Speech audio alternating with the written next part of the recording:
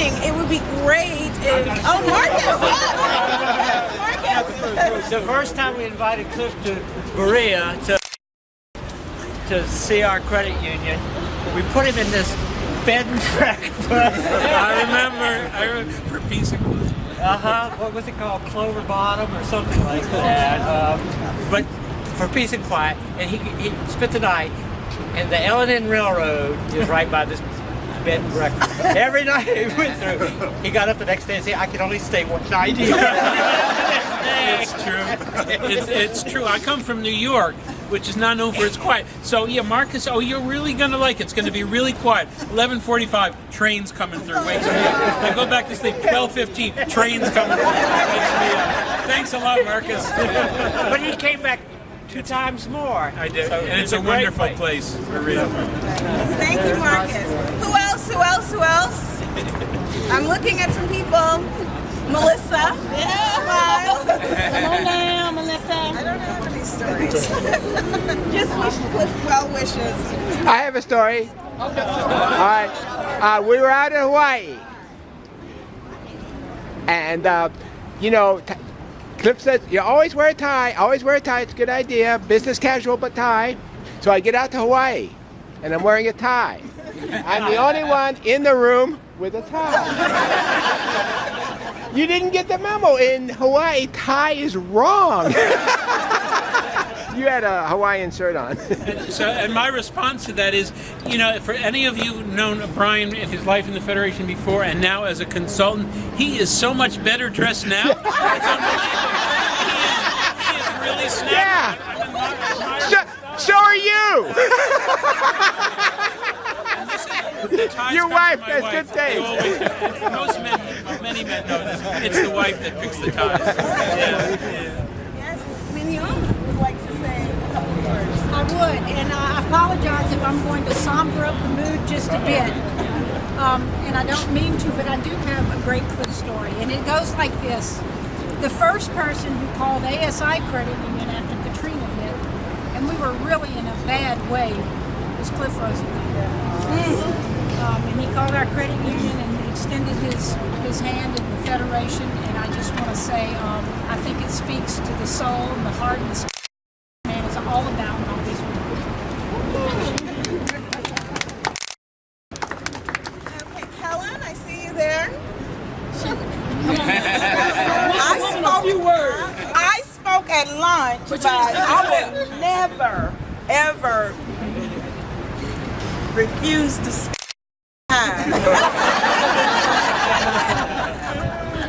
I know you all hear a lot about what our credit union is doing and how well we're doing, but the turning point for our credit union was the day that Cliff accosted me at a GAC. and it was fun. It was all in love. Me to become a part of the Federation, and I did.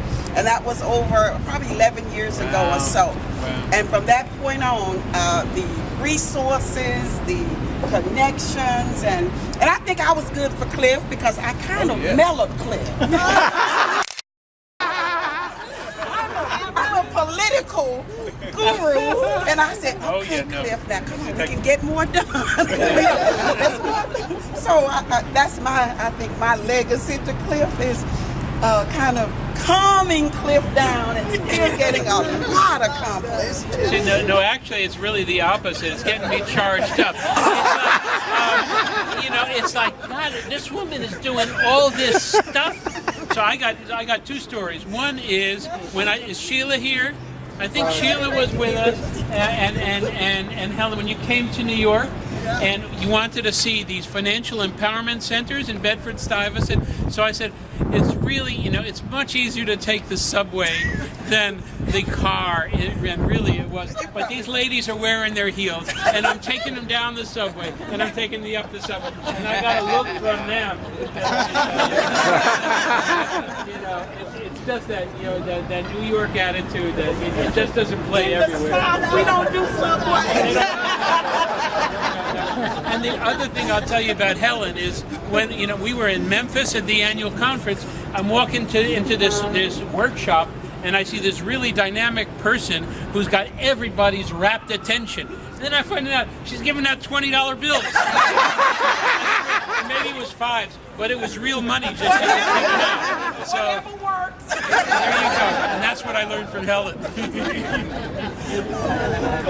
Thank you. We will miss you. The movement will miss you so close up. We love you, truly love you as our leader. And I don't think you'll ever lose that position in our hearts. And wherever you go, you can always know you've got family, you've got friends, and you can call on us. If they don't treat you right, call us. Won't we come?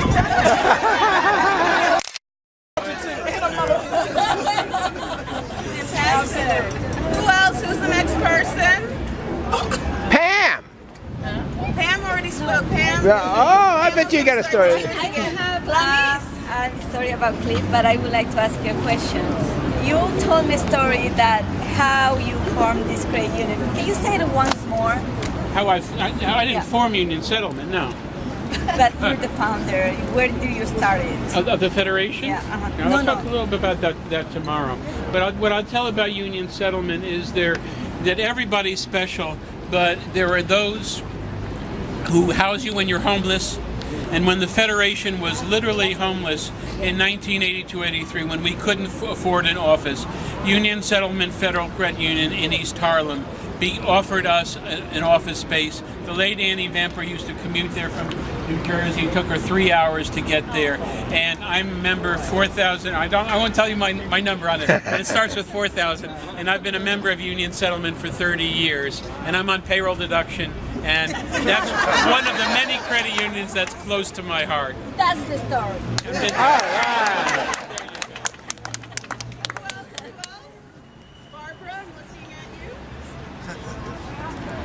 I've known Cliff for a long time, and like everybody else, we have so many great stories. We have board stories to talk about, and then we have all the struggles that you have helped all of our credit unions go through. And I think one of your greatest legacy is not only what you've given us, but with that we now all know each other, and we can call on each other. And your wisdom, your hang in there has just been wonderful. So thank you so much. Thank you.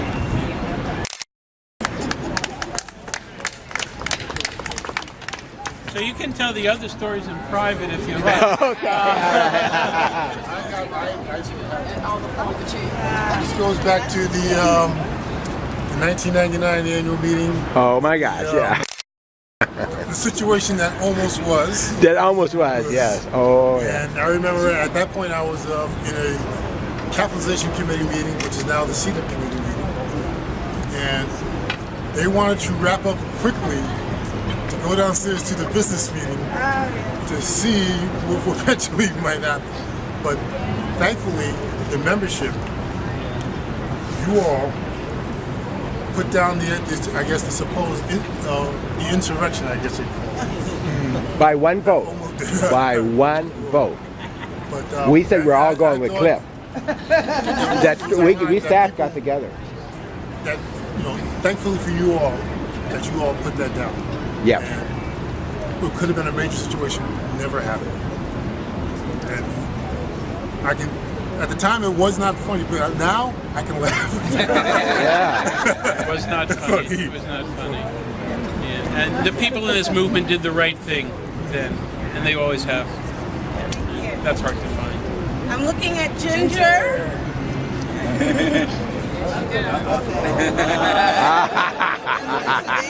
Getting down. All right. Well, I don't have anything fancy to say to you, but I can't remember not knowing you, and I can't remember not loving you.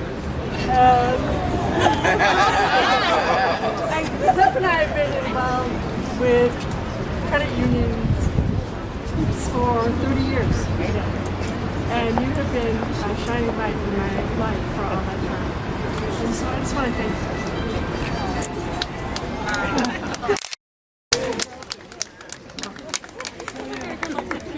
you. I can guarantee this is more hugs than I'm going to get in a week. Maybe a month, maybe a year. But Michael Chan, would you like to say a couple of words? Well, okay.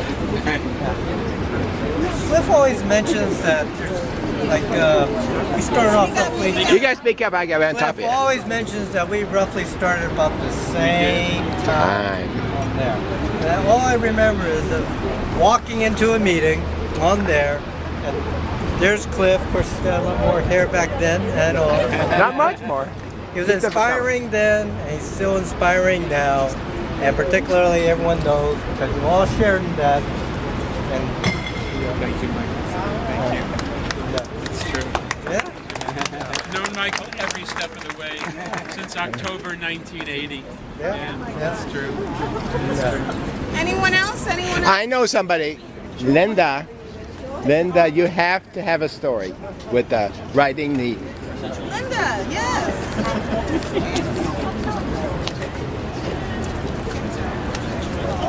I think that you and I have known each other probably just about, there might be 2 or 3 people here who've known you longer than you've known each other. I actually knew Cliff when he was skinny. There's a roast for you. When we had that conference in, it was a long time ago. It was long before either one of us were in credit unions. You know, we honored Cliff at our 25th gala anniversary last year at the Lower East Side. So I kind of said it all then, but I meant it then and I mean it now. We wouldn't be, our credit union would not be here if it were not for Cliff. And How about the? Thank you. Same birthday. And we have the same birthday. April 20th. And my wife so does does too. his wife and his father-in-law. So, yeah. Cliff always says it's so Hitler's birthday. He always reminds us. April 20th. Oh my God! My birthday's April 20th. Yo, champ. Oh, right. Everyone. Come on up.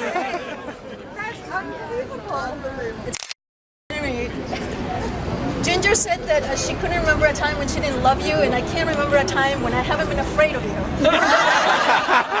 What?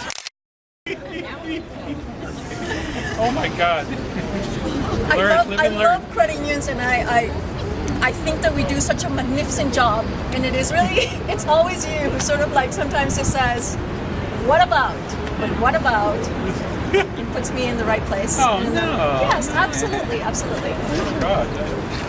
That's worrying. It's not worrisome. Okay. It's actually somebody sort of to keep us grounded and to say the truth sometimes when the rest of us might not be willing to do so. And so for that, I will always be grateful. In addition to This what about stuff. I must confess to you that when Debbie Match was giving her speech today, and when Donna was giving her speech, you know, my old reflexes were kicking in, and I said, yes, but what about this? What about that? You didn't do that. That regulation is not right. I don't care what you say. But I got to be good now. See her in the elevator, you've got to be good. That's true. And I was sitting next to Donna Gambrell on the airplane, coming down. And I only slept for half of the time. These lying feds, what can I tell you? I want to say something. Back in 1980, we were in the Brooklyn office, and what was that lady's name that did the newsletter that used to slam the door? Maxine. Maxine comes in and says there's a Russian spy that wants to interview for the job, And he says, I speak Russian. I come out of Columbia. I speak Russian. I come out of Columbia University. I'm a farm worker, a credit union. I'm doing farm work or whatever you're doing. I said, this is one of us, I figured he's trying to get a cover, for his. He's a double agent. we used anybody to get our hands on it. They had something to give, we got it, So we let him in, and I said, we don't pay much. It's more than I was making. But man was just what we needed, And we had some good years together, and I was there for some of the years, but he put a lot of the meat together that we were fighting hard, and he fought with us, but he at the end of it he brought more out of the system than I could ever bring out of it. But we had a wonderful time together, and we landed taking this into our homes for a while, right? We did. And then I was gone. I had 4 kids, and he had the energy and took it from me. 6 of them. I have 6 now. Yeah. I don't know what we had then. And some of the fondest thing was when we moved this into our homes. His little daughter used to crawl up the steps in diapers and insist she sit on Daddy's lap. And you know, Cliff can be very serious, and he's trying to do something on the computer, and she made sure he gave her the attention, which you gave anyway. But this was gold, and 30-some years later, this is gold. You know, and he's going to go and wash it and mess him up a little bit in there too. So, Thank you, Jim. Thank you, Jim. Yeah.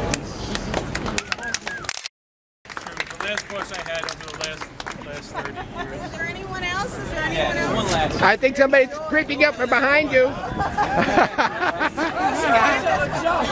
She'll tell you the dirty ones later and the clean ones What about the boat? Well, I picked up Cliff one day. I was in New Orleans and he needed to be picked up in front of a hotel. So I climbed into my. I had some music playing in the car. He says, "Man, that sounds like the Allman Brothers." I was like, "This guy's cool." I could picture him. All of a sudden, I flashed back to Cliff at Woodstock or something. I said, I know he was there. And so anyway, I dug that. Then he reminded me again. What was that music? So I brought it. Oh, you get your own copy. Oh, the amazing. Thank you. To be honest with you, it's an Atlanta band, Terrific. Southern rock band. So Cool. Thank you so much. That's great. One thing you don't know about Cliff, he doesn't like dirty jokes. So I scoured The rest of us my do, memory. Joyce. I scoured my memory for a clean joke.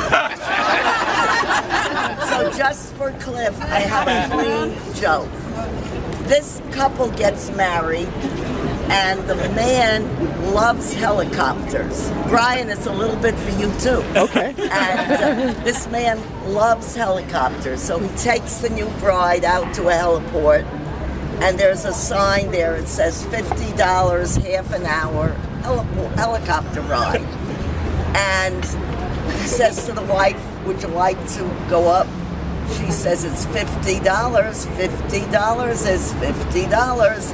So they go home. The man's a little bit disappointed.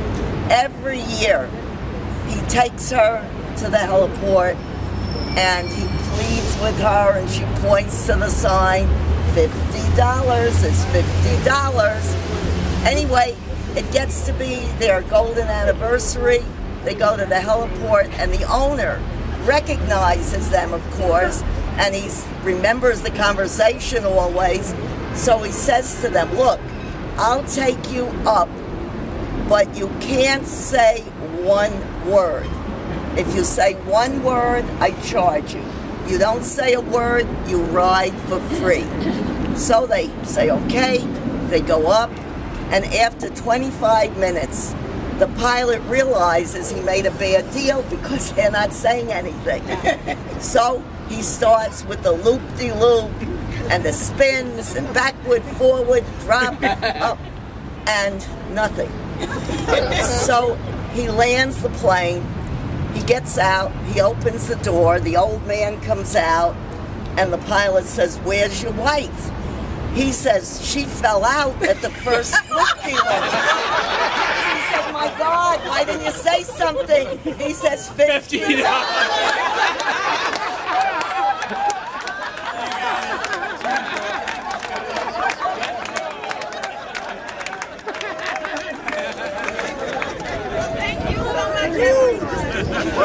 Wait a minute. One more. Lenny has something. Oh, you look like you're approaching. Okay. Okay. And